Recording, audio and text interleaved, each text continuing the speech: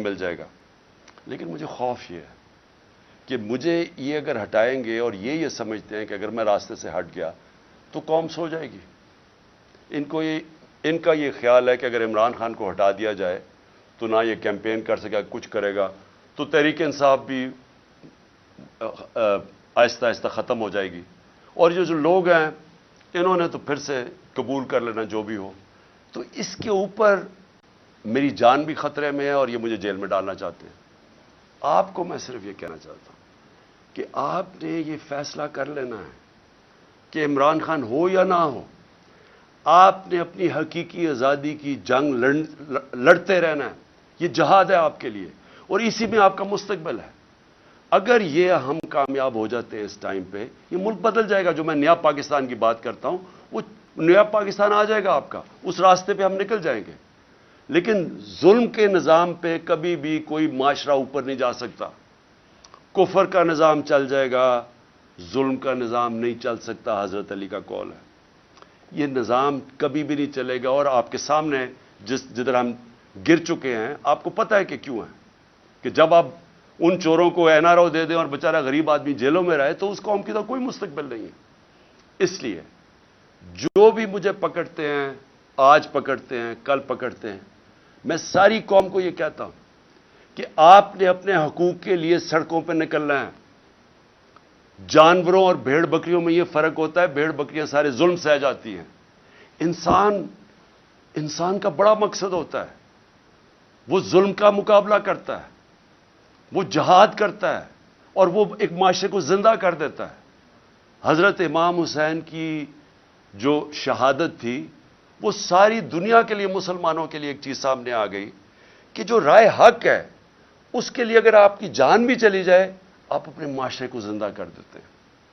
جس طرح علامہ اقبال نے کہا کہ وہ کربلا کی سوچ سے سارا وقت مسلمان ریولوشنری اسپرٹ میں رہتا ہے, اپنے آپ کو پھر سے کھڑا کرتا ہے کہ میں نے رائے حق پہ کھڑا ہونا ہے. یہ سیدھی سیدھی جنگ ہے چوروں کی اور رائے حق کی. اور اس کے لیے میں پھر سے قوم کو اپیل کرتا ہوں, میں ہوں یا نہ ہوں, آپ نے اس جنگ, اس جہاد سے ہٹنا نہیں ہے. کیونکہ اگر آپ ہٹ گئے تو یہ سارا پاکستان کا مطلب ختم ہو گیا. پھر یہ بہت بڑا دھوکہ تھا پاکستان. یہ وہ لوگ ہیں جو ٹیلی فون کر کے تو فیصلے کرواتے ہیں ججز سے. یہ وہ لوگ ہیں جنہوں نے ڈنڈے سے اٹیک کر کے سپریم کورٹ کو ایک ایماندار, دیانتدار چیف جسٹس کو انہوں نے فارغ کروایا اور پھر رشوت چلائی, باقی ججز خریدے. میں سپریم کورٹ کو آج اپنے سارے ججز کو صرف ریکویسٹ کر رہا ہوں کہ آپ نے آئین کے ساتھ کھڑے ہونا ہے اور جمہوریت کے ساتھ کھڑے ہونا ہے. کیونکہ اگر اس وقت جو ان کی کوششیں ہیں, یہ الیکشن نہیں کروانا چاہتے, یہ الیکشن سے کسی نہ کسی طرح نکلیں گے.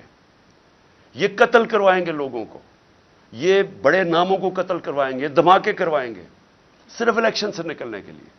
یہ ہر بہانہ استعمال کریں گے کہ جی پیسے نہیں ہیں تو پتہ نہیں کیا سینسس ہو گیا تو یہ ہو گیا. یہ ہر چیز استعمال کریں گے کسی نہ کسی طرح الیکشن سے نکلنے کے لیے. کیونکہ الیکشن میں ان کی موت ہے. ان کو پتہ ہے کہ پاکستانی قوم ان سے متنفر ہو چکی ہے, وہ ان کے خلاف کھڑی ہو گئی ہے. سارے بائی الیکشن میں واضح ہو گیا کہ یہ دھاندلی کے باوجود, ساری مشینری استعمال کرنے کے باوجود یہ نہیں جیت سکتے. اس لیے یہ الیکشن سے بھاگ رہے ہیں. اور مجھے خوف یہ ہے کہ یہ کسی نہ کسی طرح یہ مافیا عدلیہ کے اندر پھوٹ ڈال کے اس کو تقسیم کر کے یہ کوشش کریں گے الیکشن سے نکلنے کے لیے. میں اس لیے اپنے سپریم کورٹ کو کہنا چاہتا ہوں کہ اس وقت آپ کی یونٹی کی ضرورت ہے. آپ متحد ہو کے پاکستان کے آئین کے ساتھ کھڑے ہوں. 5 کے 5 ججز نے کہا تھا کہ 90 دن میں الیکشنز ہونے چاہیے. اب پختونخوا میں دیکھ لیں, گورنر صاحب کہہ رہے ہیں کہ جناب وہ الیکشنز ڈیلے کرنے کے چکر میں, ابھی تک انہوں نے اناؤنس نہیں کیا. اور جبکہ سب کو پتہ ہے کہ اب ہمارے پاس ٹائم, جو ٹائم تھا الیکشن کروانے کا وہ کم ہوتا جا, ہم آگے نکل گئے. 30 اپریل جانا بھی غلط تھا کیونکہ آئین تو اجازت نہیں دیتا تھا, لیکن کیونکہ انہوں نے جان کے سیبوٹاج کرنے کی کوشش کی 30 اپریل دینی پڑی. تو یہ اس سے بھی آگے جانے کی کوشش کر رہے ہیں. اس لیے میں اپنی عدلیہ کے ساتھ عدلیہ کو صرف قوم کی طرف سے پیغام دینا چاہتا ہوں، قوم آپ کے ساتھ کھڑی ہے.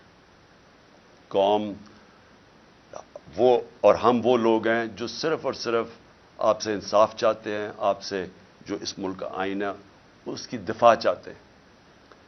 یہ جو مافیا ہے یہ جب فیصلہ ان کے خلاف آتا ہے یہ اٹیک کر دیتے ہیں سپریم کورٹ کو، اور جب فیصلہ ساتھ آتا ہے تعریفیں شروع کر دیتے ہیں پریشرائز کر کے. میں آپ کو صرف آخر میں ریمائنڈ کروا دوں کہ جب جو دھاندلی کے اوپر سپریم کورٹ میں کیس چلا تھا 2015 میں، وہ ہمارے خلاف کیا، ہمیں بڑی تکلیف ہوئی. ایک دفعہ بتائیں کہ میں نے اس کی کوئی تنقید کی ہو، ہم نے ایکسیپٹ کر لیا. پھر جب میں نے اپنی اسمبلیز ڈیزالو کی اپریل کے اندر، پچھلی اپریل میں نے الیکشنز اناؤنس کر دیے، سپریم کورٹ میں کیس چلا گیا. سارا جو سپریم کورٹ میں بات چیت ہو رہی تھی وہ ساری ہو رہی تھی کہ الیکشنز میں اب چلے جائیں، اور وہ چلے جاتے ملک بچ جاتا اس عذاب سے. لیکن الیکشن کمیشنر نے وہاں کہا جی میں 3 مہینے میں الیکشن ہی نہیں کروا سکتا، اور وہ فیصلہ ہمارے خلاف چلا گیا. بڑی تکلیف ہوئی ہمیں. ایک دفعہ بتائیں کہ میں نے تنقید کی ہو اس کی. لیکن یہ ہر فیصلہ جو ان کے خلاف جاتا ہے اس کے اوپر یہ بلیک میل کرتے ہیں، نام لے لے کے ججز کے خلاف بات کرتے ہیں. اور اس لیے ضرورت ہے سارے ملک کو کہ اگر ہم نے اب آگے جانا ہے، اور اس کی ملک کی بچت ہی رول آف لا میں ہے. ملک بچے گا تب جب قانون کی حکمرانی ہوگی. وہ اس کی دفاع کرنی ہے سپریم کورٹ نے، اور ہم صرف آپ سے اپیل کر سکتے ہیں کہ یہ آپ کو ہر پریشر ڈالیں گے، ہر وہ نامعلوم افراد سے پریشر آئے گا، ان چوروں سے آئے گا، یہ رشوت بھی یہ خریدتے بھی ہیں. میں آپ سے ریکویسٹ کروں گا کہ قوم ساری آپ کی طرف دیکھ رہی ہے، اور ہم صرف چاہتے ہیں کہ جو سب نے کہا تھا آئین کے اندر 90 دن میں الیکشنز، اس کے ساتھ آپ کو پوری طرح کھڑا ہونا چاہیے. اب میں الیکشن کمیشن کے اوپر اب تیسری بات کرنا چاہتا ہوں. دیکھیں، الیکشن کمیشن، مجھے جتنی تکلیف الیکشن کمیشن سے ہے کسی کو نہیں ہے. انہوں نے میرے اوپر، آپ نے ایلیگیشن لگائی توشہ خانہ کی. میں آج رائٹنگ میں دیتا ہوں سب کے سامنے، جس وقت یہ عدالت میں جائے گی یہ توشہ خانہ کیس باہر پھینکا جائے گا. کیونکہ مجھے پتہ ہے میں نے کوئی چیز غیر قانونی نہیں کی. جو 70 سال سے پاکستان کا قانون ہے اس کے اوپر چلاؤں، سب کچھ ڈکلیئرڈ ہے، اس کے اوپر ٹیکس دیا ہوا ہے، سارا کچھ، سارا ریکارڈ میں اویلیبل ہے. لیکن مجھے پتہ ہے کہ اگر یہ توشہ خانہ، کیوں یہ چھپ رہے ہیں، بتا نہیں رہے کہ جی باقی لوگوں کے توشہ خانہ میں کیا ان کی تھی. جس وقت وہ سامنے آئے گا قوم کو پتہ چلے گا کہ توشہ خانہ میں باقی لوگوں نے کیا کیا ہے، باقی حکم